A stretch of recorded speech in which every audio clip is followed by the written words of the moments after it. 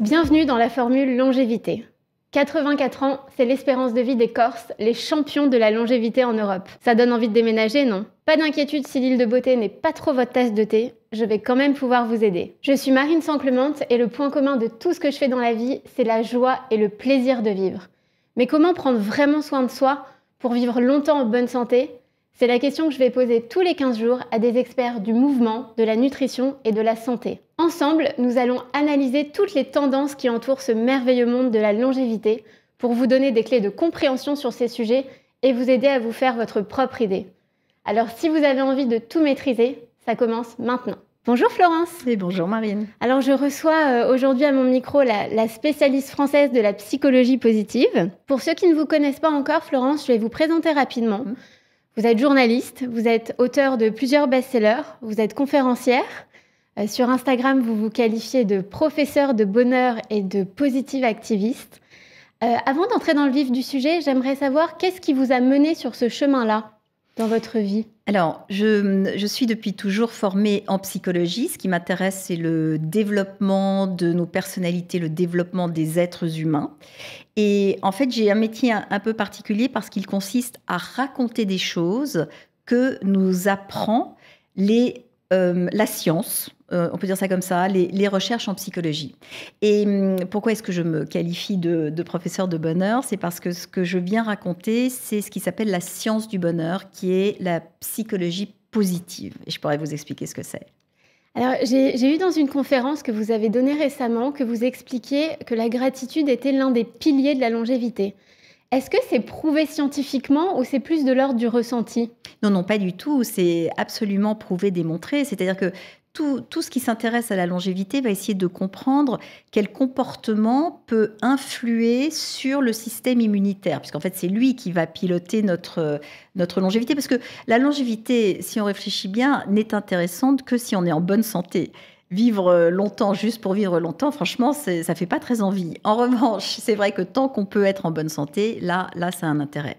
Alors, il y a des recherches qui ont eu lieu autour de la gratitude, où la question a été posée de se dire, est-ce qu'il existe un lien entre le fait, pour définir la gratitude, c'est vraiment lorsque quelque chose de plaisant se produit, d'avoir l'élan de s'arrêter pour se dire, ou pour dire à quelqu'un, ou pour dire à quelqu'un là-haut, merci. Merci pour ça. Merci de reconnaître qu'il s'est passé quelque chose qui provient de l'extérieur de moi et qui me fait un effet pour lequel vraiment je suis reconnaissante. C'est ça la gratitude. C'est pas juste d'éprouver du plaisir, il y a cette petite chose en plus. Et si l'étude en elle-même vous intéresse, elle est tellement amusante quand on parle de longévité. Vous le savez, dans ce podcast, il faut trouver des populations qui sont homogènes. Ça n'existe pas les populations homogènes puisque chaque être est différent de sa voisine ou de son voisin. Mais là, il fallait que ce soit des gens donc, qui aient la même occupation, qui mangent la même chose, qui respirent le même air, qui dorment le même nombre d'heures. Si jamais il s'agit de femmes, on a besoin de trouver des femmes qui ont le même nombre d'enfants. Alors là, on s'est dit, on va prendre 0 enfant, comme ça tout le monde, là ce sera homogène. Et puis, si jamais on pouvait trouver une population où tout le monde est marié avec la même personne, là, on est bon. Et en cherchant, il se trouve qu'il y avait à ce moment-là toute une étude qui a été faite dans un couvent. Et dans un couvent, voilà des femmes qui ont le même mode de vie, mariées à la même personne, etc. Ça s'est appelé le non-study, c'est très connu. Et on a mesuré tout un tas de choses auprès de ces femmes. Donc là, ce qui nous intéressait, parce que juste pour peut-être définir la psychologie positive, elle s'intéresse aux comportements, aux personnalités et aux organisations qui marchent. Donc, elle ne cherche pas à nous guérir. Elle cherche à nous donner des pistes de comportements que nous pouvons reproduire puisqu'on sait que ces comportements ont produit statistiquement tel effet sur certaines populations. Donc là, par exemple, on se dit la gratitude, comment mesurer dans une population la gratitude. Et il se trouve que dans cette étude, dans ce couvent, à chaque fois qu'une femme arrivait au couvent, on lui demandait de raconter sa vie dans une lettre, comme une petite biographie, qu'elle écrivait. Et on a 150 ans de biographie. Donc, on a toutes ces lettres dans une boîte. Et puis, on a également les dossiers médicaux de toutes ces femmes, depuis qu'elles sont entrées dans ce couvent depuis 150 ans. On a donné les lettres à des sémanticiens. Les sémanticiens étudient le vocabulaire. Et on leur a demandé de quantifier la densité de description, d'expression qui manifestait de la gratitude ou de l'émerveillement. Donc, on lit les lettres et puis on dit ça, c'est un score de 2, ça, c'est un score de 10, ça, c'est un score de 4, parce qu'on n'a pas les mêmes tonalités. Et puis ensuite, on a regardé les dossiers médicaux, on a comparé, on les a mis côte à côte et on s'est aperçu que plus ces jeunes femmes, parce qu'elles avaient 19-20 ans quand elles sont arrivées, étaient gratifiables, c'est-à-dire plus elles avaient raconté ou témoigné de choses qui étaient de l'ordre de l'émerveillement, plus elles ont vécu longtemps. Et on est même arrivé à le quantifier puisqu'on a déterminé qu'elles avaient gagné à peu près 7 ans d'espérance de vie par rapport à leur sœur. Donc oui, on a ces données-là. Alors, dans vos différents livres, il y a un élément qui revient constamment, c'est l'optimisme. Quelle est votre définition de l'optimisme ? Alors, l'optimisme, il faut savoir que ça n'est pas une nature. C'est-à-dire que les gens, nous avons tous ce réflexe de dire « je suis optimiste » ou « je suis pessimiste ». Voilà. Alors, c'est vrai que c'est lié à notre inquiétabilité. Je ne sais même pas si le mot existe, mais plus je suis en capacité... notre faculté à nous inquiéter. Donc, plus j'ai de faculté à m'inquiéter, moins je vais avoir confiance dans la possibilité d'un dénouement positif. Mais ça n'est pas que ça. C'est aussi l'interprétation que nous allons faire lors d'une difficulté. Et c'est la spécialité, donc la psychologie positive a été conceptualisée par un chercheur qui s'appelle Martin Seligman, qui est professeur à l'université de Pennsylvanie. Et à force d'étudier les maladies mentales et à force d'étudier notre capacité à nous soumettre aux difficultés, un petit peu comme un chien qui appuierait sur une pédale pour avoir de l'eau, et si tout à coup l'eau ne sort plus, le chien va arrêter d'appuyer sur la pédale. Les humains sont comme ça. Lorsque quelque chose ne produit plus l'effet dont nous avons besoin, nous avons tendance à arrêter. Seligman a dit, si on est capable d'apprendre d'arrêter, c'est-à-dire en fait de nous laisser gagner par le désespoir, ça veut probablement dire que nous sommes capables de nous laisser gagner par l'espoir. Et c'est à ce moment-là qu'il a eu l'idée de cette psychologie positive, parce que c'est vraiment un champ d'études, c'est tout ce que c'est, ça n'est pas thérapeutique, c'est un champ d'études. Il a eu envie d'étudier ce qui pouvait nous donner de l'espoir. Et par exemple, l'optimisme ou le pessimisme, c'est exactement ça, c'est une interprétation de ce qui est en train de se produire. Par exemple, il raconte cette situation où c'est une société d'assurance qui vient le voir parce qu'ils ont des gens qui travaillent, l'équipe commerciale téléphone, c'est pour vendre des produits, donc c'est du démarchage téléphonique, c'est très pénible le démarchage téléphonique, parce que vous avez des gens qui vont raccrocher au nez, d'autres qui ne veulent pas, etc. Et en fait, ils perdaient 70% de leur force de vente tous les ans. Donc, ils vont voir Seligman en disant, qu'est-ce qu'on peut faire ? Est-ce qu'il nous faut des gens mieux formés, des gens plus expérimentés ? Il a dit, non, il vous faut des gens qui savent appliquer de l'optimisme à une situation difficile. Car ce qui se passe si je vous appelle pour vous vendre un produit par téléphone et que vous achetez mon produit, là c'est facile, je me dis « Ah, waouh !» Mais soit je me dis « Waouh, je sais faire », soit je me dis « Waouh, j'ai eu de la chance », ce qui n'est pas la même chose. Dans le premier cas, je suis en train d'appliquer de l'optimisme et de dire j'ai quelque chose à voir avec ma victoire. Donc, c'est moi qui ai obtenu ça. Alors que si jamais on se dit « Ouh là là, j'ai eu de la chance », c'est ce qu'on appelle le pessimisme. C'est-à-dire, face à une difficulté, de se dire « Oh, bon, c'est pas moi, j'ai rien à voir avec ça, c'est l'environnement qui m'a permis de le faire. » Voilà, la circonstance m'a permis de le faire. Et maintenant, à l'inverse, si je vous appelle et que vous n'achetez pas mon produit, eh bien, si ce jour-là, j'applique mon optimisme, c'est là où je vais me dire « C'est pas très grave, c'est ce client-là qui n'en voulait pas. » Et si jamais j'applique mon pessimisme, je vais généraliser en disant « Je suis incapable de vendre ce produit. Et donc, je quitte l'entreprise et je ne peux pas faire ce métier.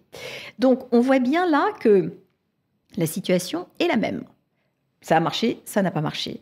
Mais c'est la lecture que je vais en faire qui va pas produire mon succès futur. C'est pas ça. Être optimiste ne veut pas dire que je vais réussir. Mais appliquer de l'optimisme me donne le courage d'y retourner. Alors, quand on se dit quel est le rapport avec la longévité, en fait, lorsqu'on applique son optimisme, on commence à se rendre compte que dans notre interprétation de la vie ou d'une situation, on a des choses à perdre. Quand je dis on a des choses à perdre, c'est que, imaginons que il se produise quelque chose dans ma vie, une rupture, par exemple. Alors, les ruptures, il y en a, des micro-ruptures, des maxi-ruptures. Enfin bon, il y a des choses terribles, évidemment. Quand ça nous arrive, on a l'impression que le monde s'arrête, que c'est la fin du monde. Ça, c'est le regard, d'abord, réaliste, ça s'appelle être humain. Donc, on commence toujours par ça. Mais ensuite, plus ou moins rapidement, justement, c'est là où la nature des gens va être différente. Plus ou moins rapidement, soit je vais me dire, bon, je suis au bout de ma vie, c'est la fin, c'est fini. Soit je me dis, j'entre dans un nouveau chapitre. Et si j'ai ce raisonnement de dire, nouveau chapitre, donc ça veut dire que je ne sais pas exactement où je vais aller, ça ouvre quand même beaucoup plus de possibilités, ça recrée un appétit, j'ai plus à perdre puisque j'ai envie de quelque chose d'autre. Et statistiquement, quand les gens ont l'inclinaison ou savent qu'on peut faire ça, parce que juste petit aparté, pourquoi ce sujet m'intéresse autant ? Je suis non seulement française, mais parisienne. C'est-à-dire que j'ai grandi dans un environnement où on critique tout, où tout est la fin des haricots absolument tout le temps, où tout est catastrophique de préférence, parce que c'est ça qui non seulement nous amuse, mais nous donne l'air intelligent. Donc, quand on fait ça, on passe évidemment à côté de la possibilité de quelque chose de mieux, de quelque chose de chouette, de quelque chose pour lequel je me réjouis, de quelque chose que j'ai envie de continuer ou de prolonger parce que c'est ça qui me donne de l'élan. Et donc, si je me connecte à cette partie de moi qui est quand même capable de voir le soleil, toute mal éduquée que j'ai été, je vais plus prendre mes médicaments, je vais mieux m'alimenter, je vais peut-être faire un peu plus d'exercice physique parce que j'ai compris, je sais, j'apprends que ce sont des choses, j'écoute des podcasts comme le vôtre qui m'apprennent des choses et donc je suis attirée par cet aspect-là. Alors, on s'aperçoit qu'à long terme, en dehors de nos comportements, il y a aussi de considérer que demain est une fête, qu'il va se passer demain des choses qui vont être chouettes, a par exemple une influence sur le sommeil. Si on va se coucher en se disant demain dans la journée, j'ai des choses chouettes à faire, même si j'ai moins dormi que la nuit d'avant, parce qu'il y a cette anticipation, je me sens plus reposée. Et on le sait. Quand le corps est plus reposé, les organes fonctionnent mieux, les systèmes digestifs fonctionnent mieux, etc. etc. Donc il faudrait se forcer parfois à voir le positif, même si dans notre état actuel, ça peut sonner un peu faux. C'est une compétence. Ça s'apprend. Oui, ça s'apprend complètement. On s'entraîne. En fait, j'ai appris à le faire parce que vraiment, ça n'est pas dans mon... C'était pas de base une compétence que mais ça ne l'est toujours pas. Parce qu'il ne faut pas rêver, on ne se change pas. Mais on sait des choses. C'est comme de progresser en espagnol. Si je parle mieux espagnol, je peux commander des plats plus sophistiqués ou avoir des discussions plus intéressantes avec les gens. Si je parle mieux... cette science du bonheur, une fois que j'ai entendu cette information sur l'optimisme, maintenant j'ai le choix. Soit je fais comme je fais naturellement, soit je me dis t'as pas entendu dire un truc. Et à ce moment-là, moi mon système c'est je sors un petit périscope comme ça. Maintenant quand j'en ai besoin, parce que quand la vie va, ça va. Mais dans les moments, vous parlez de ces moments où on est moins bien, c'est là où c'est intéressant. Qu'est-ce que je fais ? Je reste dans mon marasme où je me souviens que je sais quelque chose qui peut m'aider en sortant le périscope, en regardant la situation et en me disant, est-ce que la situation là qui me fait mal est dramatique ? Ça, c'était plutôt mon regard habituel. Ou est-ce que c'est juste un peu embêtant ? C'est pas pareil. Et si c'est juste un peu embêtant, ok, qu'est-ce que je peux faire ou qu'est-ce que j'ai envie de faire pour que ce soit un peu différent et je peux appuyer sur d'autres boutons. Il y a cette idée de se dire que si dans 5 ans, ce problème aura une influence, on peut le Ah considérer. oui, ça c'est formidable. Ça, Est-ce que dans un an, ça aura un ça impact? marche bien, voilà. Oui. Ok. Alors, est-ce que dans 2 ans, ça aura un impact? Non. Bon, ben voilà. Et on relativise. L'exemple que vraiment j'adore prendre, c'est on peut se demander, pour comprendre ce que c'est l'optimisme, en tant qu'être humain, quelle est la seule chose dont nous soyons sûrs? Vous avez une idée? Seul truc dont on est sûr, tous, pareil. Qu'on va mourir. Oui, exactement, on va mourir. Et néanmoins, il y a des choses qu'on fait complètement contre-productives. Du coup, si on réfléchit là, par exemple, on fait des enfants. Et les enfants, ils vont mourir aussi. Donc, en fait, c'est tout foutu d'avance pour tout le monde. Mais non seulement on les fait, mais on en refait. Et en plus, on y va avec plaisir. Donc, c'est juste une illustration du fait que le cerveau humain est si sophistiqué que malgré tout ce qui va se passer, tout ce qui est programmé, nous sommes capables de voir les choses autrement et de faire des choses qui sont contre-intuitives parce que nous le décidons. Donc c'est cette force-là dont on peut se servir. Alors Florence, vous avez une autre compétence, c'est la pédagogie. Et c'est vrai que vous livrez beaucoup d'astuces, que ce soit dans vos livres ou sur vos réseaux sociaux. J'invite vraiment nos auditrices et auditeurs à aller jeter un œil. Est-ce que pour vous, le bonheur, c'est une affaire de méthode ? C'est une affaire de travail, c'est une affaire de conscience, c'est une affaire de décision, c'est une affaire de chance, c'est une affaire de magie, c'est une affaire d'amour, c'est une affaire de ciel bleu. C'est tellement d'ingrédients. Il y a tellement d'ingrédients. Mais de rester posé sur son fauteuil en se disant « Bon, ben alors j'attends et j'ai beau attendre, il ne se passe rien ». Vous savez, ce qui donne du zeste à la vie, ce ne sont pas les circonstances idéales. Les circonstances idéales, c'est chouette, c'est totalement éphémère, et puis ça change tout le temps. Ça n'est même pas la facilité. Parfois, on peut se dire, non, mais quand les choses sont plus faciles pour les uns, pour les autres. Non, c'est passionnant de faire des choses difficiles. C'est en fait une combinaison de plaisir, bien sûr, il en faut. C'est formidable. Mais d'engagement aussi.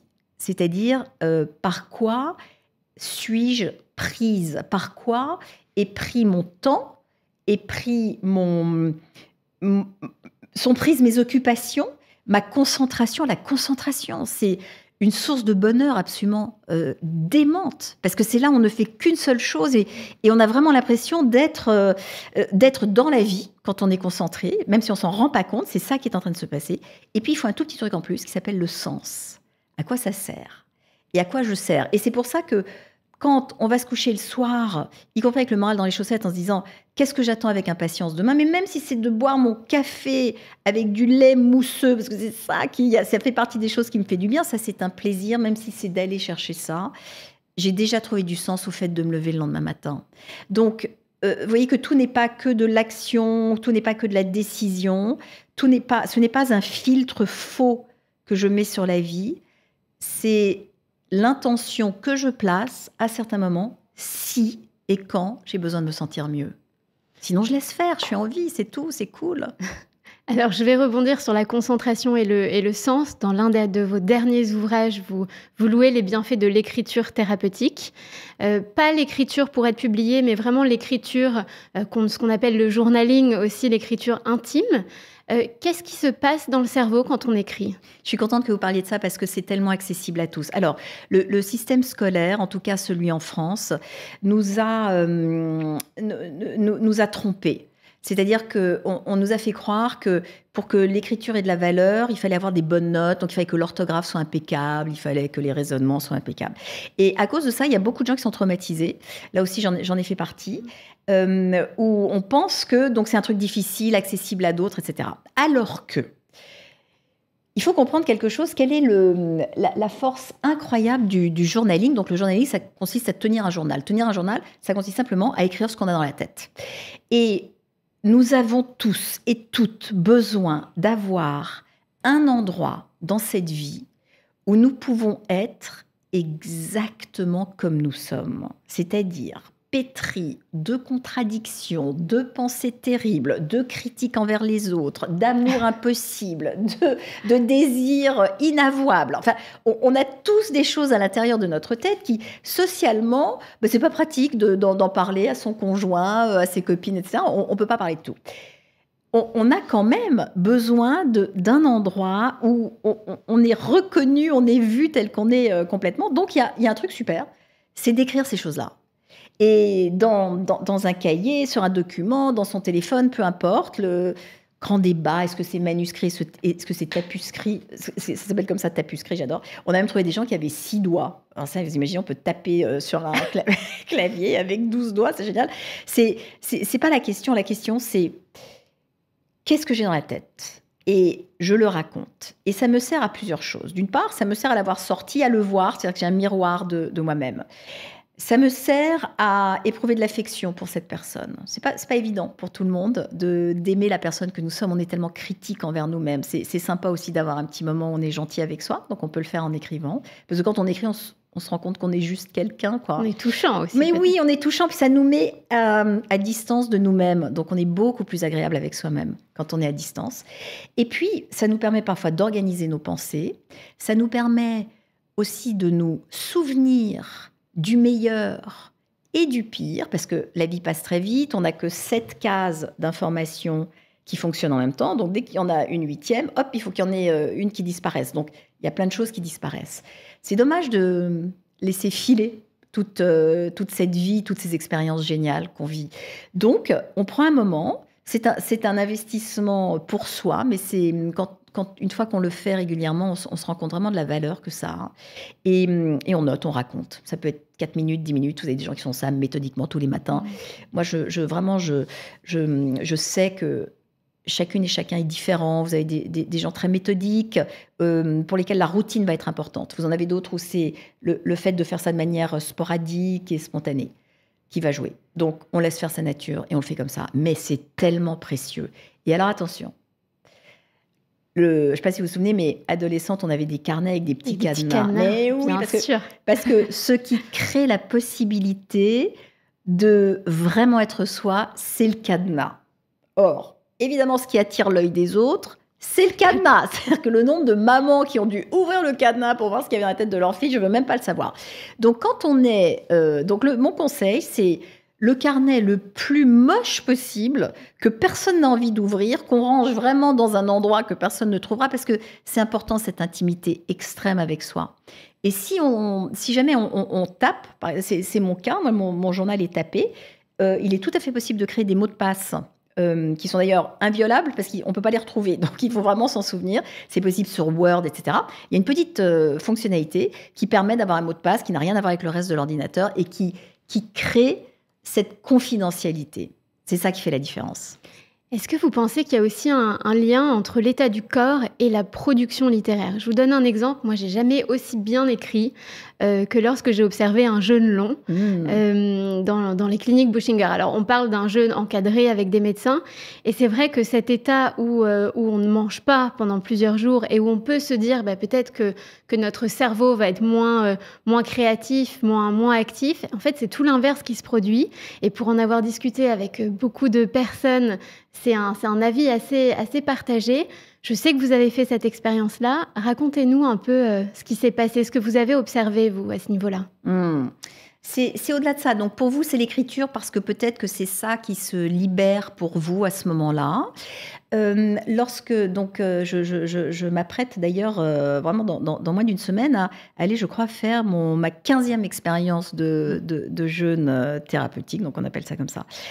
L'effet que ça produit dans mon cerveau. Alors d'abord, pourquoi j'y retourne ? Parce que ça produit des effets dans mon cerveau. Ça, mais aucune vacance, aucun voyage, aucune autre expérience ne produit la même sensation d'être libéré de soi-même. Et donc, ce que ça produit chez moi, quand je dis libérer de soi-même, c'est parce que, comme tout le monde, au moment où je vais mettre une cuillère de dessert dans la bouche, je vais avoir un débat en me disant, mais t'es sûre? Bon, il y a tout... Donc, alors là-bas, c'est sûr qu'il n'y a pas de débat. Il n'y a pas de débat. On décide rien, on boit que de la soupe. Jus ou soupe, ça c'est le débat. Mais... salé ou sucré, c'est exactement ça. Il n'y a pas de débat. Donc, mais parce qu'il n'y a pas de débat, je me fiche une paix totale. Et que me permet cette paix? Alors, quand même, il faut savoir que pendant cette période, il y a des sécrétions dans le cerveau qui sont différentes de d'habitude aussi. Et il y a beaucoup plus de neurotransmetteurs qui sont ces substances qui font qu'on se sent bien, qui circulent. Et dans mon cas, ça me permet de trouver des solutions à tout ce qui me semblait problématique en arrivant. C'est-à-dire que quand je suis là-bas, j'ai vraiment l'impression de n'avoir plus aucune impasse. C'est-à-dire que je trouve des idées et des solutions. Et en général, ça me permet de savoir ce que j'ai envie de faire de l'année qui suit. Enfin, il y a vraiment quelque chose qui s'opère en moi, qui est d'une très grande liberté. Comme si je débarrassais de ces petits doigts qui me parlent tout le temps, j'étais beaucoup plus libre. Donc chez vous, c'est l'écriture. Et chez moi, ce sera des solutions. Écrire pour soi, c'est une chose. Aujourd'hui, il y a beaucoup de gens qui veulent être publiés. Qu'est-ce que vous dites à ces gens qui veulent vraiment partager ce qu'ils écrivent lorsque vous les rencontrez, par exemple, lors des ateliers d'écriture que vous animez? Mais si on a envie de le faire, il faut le faire. Enfin, tout ce qu'on a envie de faire, il faut le faire. Alors là de nouveau, vous savez que c'est très français comme comportement. Il y a plus de gens qui veulent être publiés que de gens qui lisent, en fait, en France, parce que c'est un marqueur pour nous de légitimité.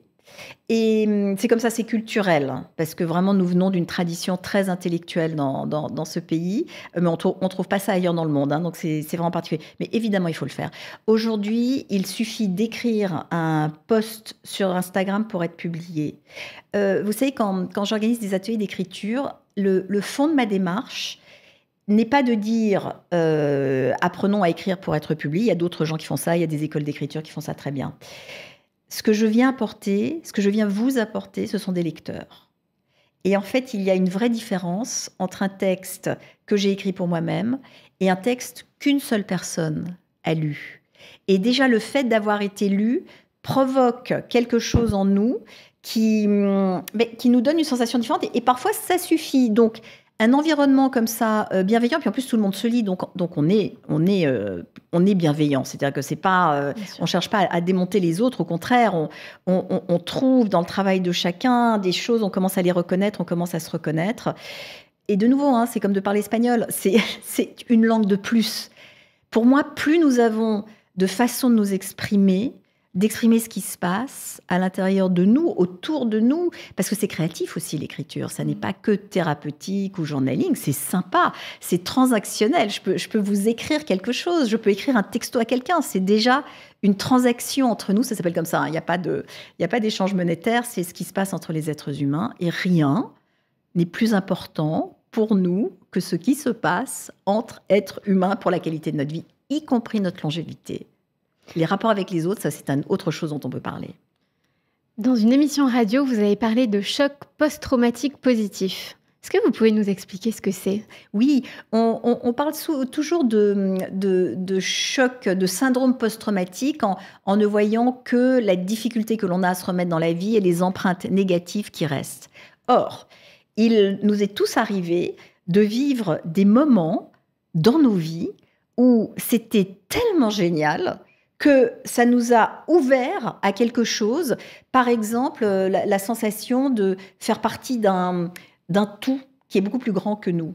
Ça s'appelle l'émerveillement. Ça s'appelle en anglais le awe. Il y a des chercheurs qui travaillent là-dessus. L'université de Berkeley a un laboratoire entier dirigé par un chercheur qui s'appelle Dacher Keltner, passionnant, qui travaille sur notre capacité d'émerveillement. Vous voyez un lever de soleil et on éprouve cette sensation d'être tout petit ou toute petite dans quelque chose qui est bien plus grand que nous.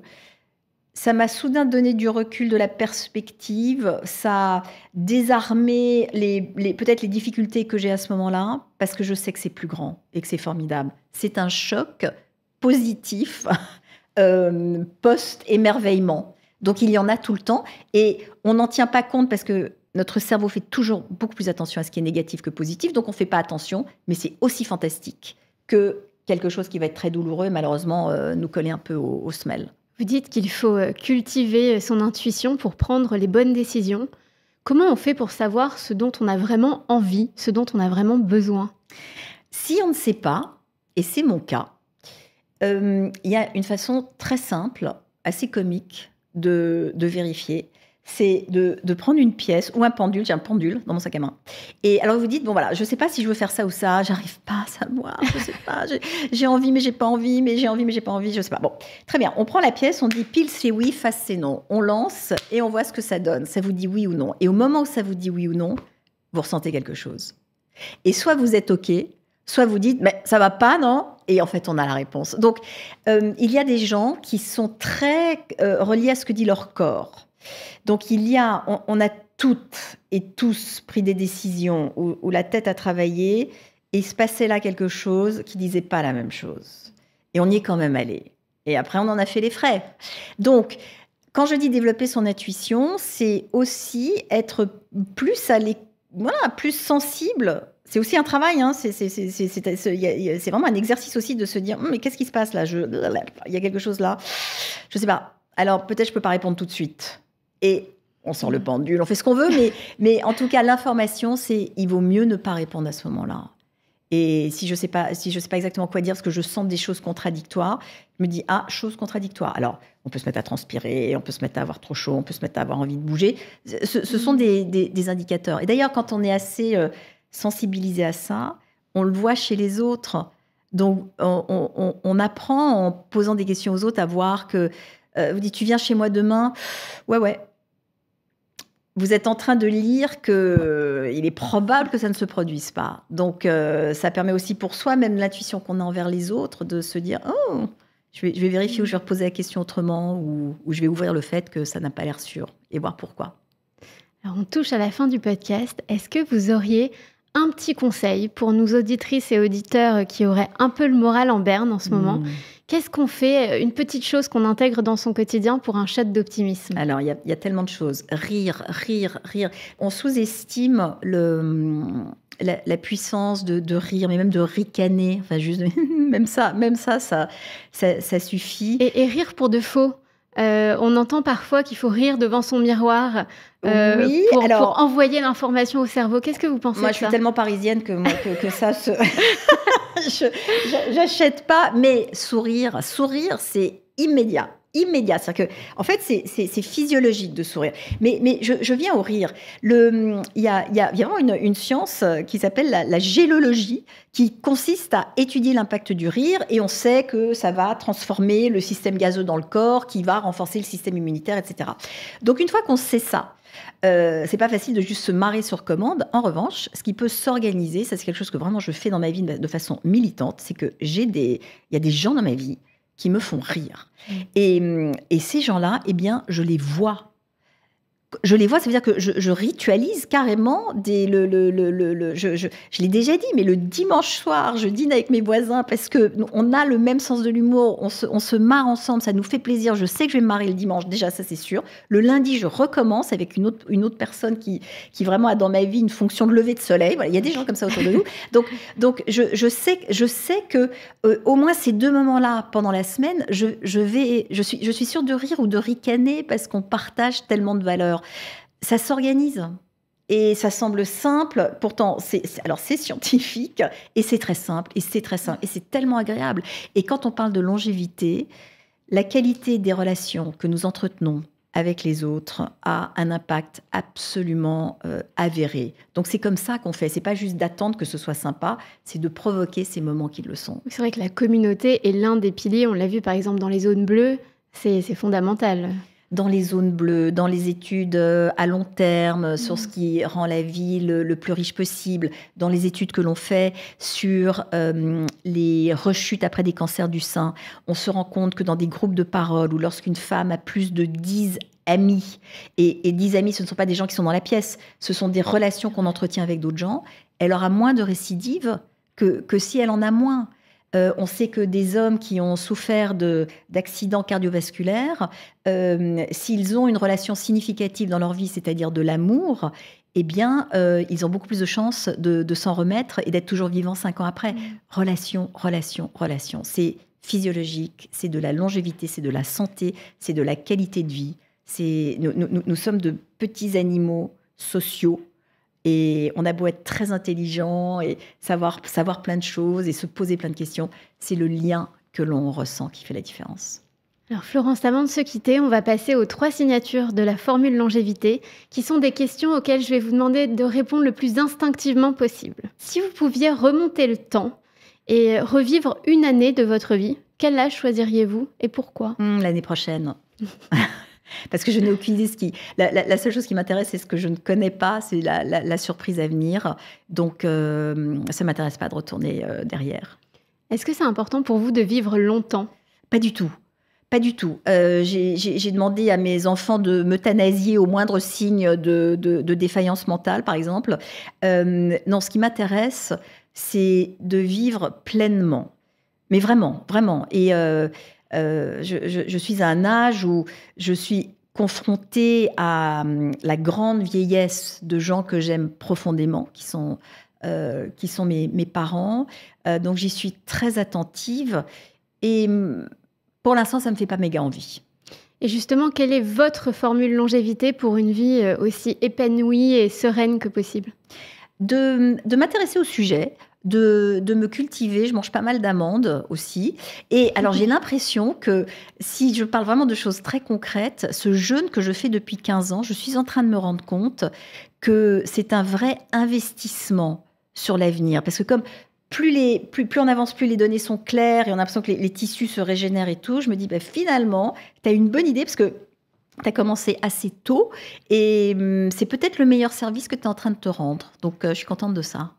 Super, merci beaucoup Florence. Merci d'avoir été mon rayon de soleil de la journée.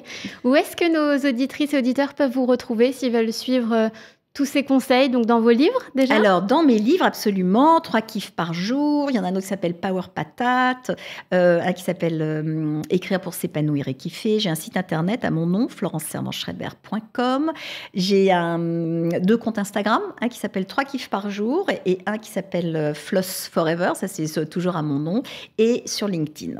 Super, merci beaucoup, à bientôt. À bientôt. Quant à nous, chères auditrices et auditeurs, on se retrouve très bientôt pour un nouvel épisode du podcast. J'espère que vous avez appris plein de choses et que vous aurez envie d'aller plus loin et de creuser encore plus sur ces sujets. Si cet épisode vous a plu, n'hésitez pas à en parler autour de vous, à le partager avec vos proches, vos amis et à nous noter 5 étoiles sur votre plateforme d'écoute préférée.